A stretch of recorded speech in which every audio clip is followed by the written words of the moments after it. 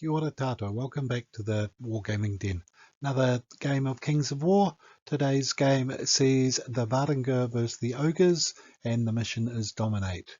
This may be the same mission as our last game, and yes, you are correct. What we do is we roll a d12, and we rolled the same mission, so decided to literally roll with it, and played it again. So let's see how this week's game goes. And here we have my list this week. It's changed a wee bit. I've got a troop and a regiment of Night Raiders. I've got the two regiments of Huskars, still one with the Meat of Madness, a regiment of Mounted Sons of Korgan, two troops of Tundra Wolves this time. I've got a Lord with a Snow Fox, a devoted icon, which gives stealthy and the wings of Honey Maze. My plan is for him to fly around up to 21 inches, annoying potential missile troops and things like that.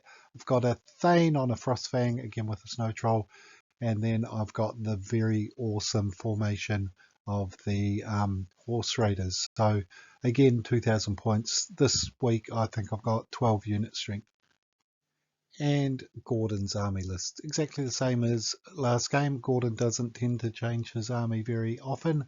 Once he gets an army, he just keeps using it and gets better and better with it as he goes. So he's still got the two hordes of shooters, a horde of boomers, a horde of chariots. He's got the boomer chariots, crocodile wrangler, sergeant with heavy crossbow, and the Hell on Wheels formation. So he's got 17 unit strength, only 2 inspiring units, and a total of 10 units. So I've got a couple more units when it comes to deployment, but he's got quite a bit of shooting and also the heavy, hard-hitting chariots as well. Okay, and let's have a look at deployment. So down here I've got my Sons of Korgan, and I think hidden out of view over here I've got some Tundra Wolves. Then I've got the Huskars with a Thane and with Silk Snare beside them. I've got my Night Raiders in the woods, and then off screen over here I've got the Lord with the wings of Honey Maze, and I've got the Horse Raiders as well, and the other unit of Tundra Wolves. So the idea being to whiz around here, get behind this hill if I can, and then pressure Gordon's shooters. Gordon deployed back quite a bit, really. Wanted to maximize the use of his shooting. He's got his Crocodile Wrangler here. He's got the boomers. He's got the boomer chariot. He's got both his shooter regiments here.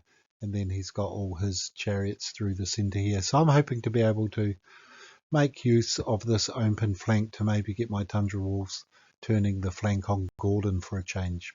Let's have a look at turn 1, see how we go. Gordon, I won the dice roll and chose to go second. This was probably the fastest first turn we've had in a long time. Gordon didn't really have too much in the way of shooting targets. I think he targeted the Tundra Wolves over here, but his shooting was really abysmal for his first turn. Didn't do many wounds at all, and in my turn I was out of range of his shooters, and so I just moved forward into the wood a bit further and hid behind the hill here. Moved up the Sons of Korgan. Should have pushed them up a fraction further. Turns out that when I came to charge, I just stepped into the field and hindered myself. Should have been even a centimetre further forward, would have avoided that. I've got the Tundra Wolves here looking to turn the flanks possibly over here. So yeah, really fast first turn. Not much in the way of shooting or anything. And just a shot of the very impressive chariots. I always like facing this army purely because it looks so awesome. Like all these chariots coming straight at your line is a bit intimidating.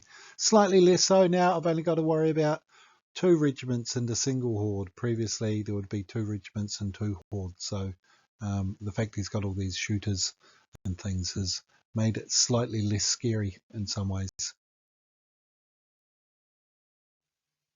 Gordon's turn 2, not a great deal of action, carried on moving forward. out of sight here, but he shot up the Tundra Wolves and maybe even started shooting up some of the Night Stalkers as well. Just got his boomers on enough of this hill so that they could see over it, and again shooting at my Night Raiders, the Mounted Raiders, whatever they're called. I really do need to learn the names of my troops. Gordon, to his credit, he always maximises his fire. He had the boomers, he had a sergeant, and he had 2 hordes of shooters. So that's, what, 54, 59 shots at me, even with a stealthy aura nearby. They can take a unit off each turn. It's a lot of firepower. And maybe the view from my lines just before I charged, possibly. We'll see in the next video, I think. Oh, sorry, the next slide. And the start of Gordon's turn 3. So he's moved his boomers forward. He's just moving his chariots forward as well. He got rid of my Tundra Wolves. Don't think I've taken too many wounds though at this stage from the other shooting. And I've got my Mounted Raiders and my Lord with the Wings of Honey Maze tucked in here. On the other flank, he's turned his chariots to face. He's taken a few wounds here. My Night Raiders, both units, concentrated on the horde of chariots and did maybe 3 or 4 wounds to them. And Gordon is just setting himself up here to weather the charges from my Mounted Sons and from the Tundra Wolves. In my turn, the Mounted Raiders charged the boomers, did a few wounds, but I think I was just short of, maybe 1 short of wavering them, and the general wavered the boomer chariots. Didn't kill them though, and they actually came back later on the game and took out a couple of units. These chariots probably ended up being the MVP for Gordon later on, but that will be revealed all in good time. And what's going on here? I think I threw the Tundra Wolves in here to disrupt things. And I thought there would have been some more chariots in here. Maybe there was a regiment of chariots in here and my Sons of Korgan and the Frost Lord charged them and took them out. That definitely rings a bell. And that's his warlord there. So these guys were just trying to chap up the chariots, if I remember correctly. And as you can see here, I've moved out of the woods, trying to put some wounds on the shooters. 36 dice with piercing 2. Those shooters are insane. So I really wanted to try and get rid of one of the units of those. In my turn, my Huskars down here had moved around, trying to stay out of 30-inch range of those guys. In Gordon's turn, he put a World of Hurt on my Thane on the Frostfang from both the shooting units. He also, I got rid of the boomers. He also managed to waver both my hero. I think the Crocodile Wrangler came in here and wavered my hero, and also these Mounted Raiders got wavered as well. So I ended up wavered. He charged in here against the Sons of Korgan, and I've got Silk Snare here as well, and that's a unit of Huskars who are being lined up, I think, probably by the Warlord. And just another shot of my Sons of Korgan taking on the chariots over the hindered terrain there. This right here is the objective. So I've got a few units nearby. These are the only units that Gordon's got anywhere near the objectives as well. Things don't go well here. The Sons of Korgan, I think, are destroyed by the chariots, and the Warlord takes out Silk Snare, and if he hadn't have done, he could have carried on even if they weren't dead. So that's not good, and that leaves my Huskarls exposed. Going into turn 5, I thought things were not too bad, but suddenly the Thane on the Frostfang is gone. The Huskarls are wavered. The Sons of Korgan and Silk Snare are also gone. My Night Raiders are trying desperately to put some wounds here. But what really hurt was over here. Gordon managed to take out both of the mounted raiders and also the hero in the last round. Also in turn 5, I think he attacked the hero, killed him, and then carried on into the wavered horse raiders, took them out. And so suddenly, turn 5, I've got this unit that are wavered and not in combat, so no use for their fury. I've got the Huskarls over here and 2 units of Night Stalkers, and I'm going, what the hell happened? Last turn I was feeling reasonably confident. I was in a strong position. Now my army is well and truly melting around me. Predictably enough, on turn 6, Gordon threw things in at the Huskarls and took them out, meaning he had a Warlord and Chariots and I only had the Huskarls.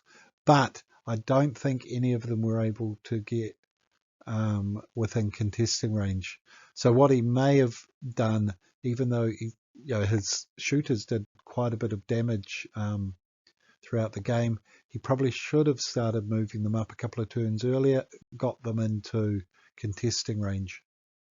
And to make matters worse, I was in charge range of the sergeant. He charged in, took out my troop of Night Raiders, but then he advanced 6 inches and was right in front of my Night Raiders as well. So suddenly, instead of just turning and charging off to the objective as I'd planned to do, I was stuck on the edge of combat. But I think I ended up just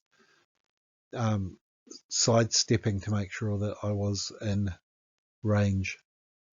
And so, as we can see, it had well and truly gone pear-shaped.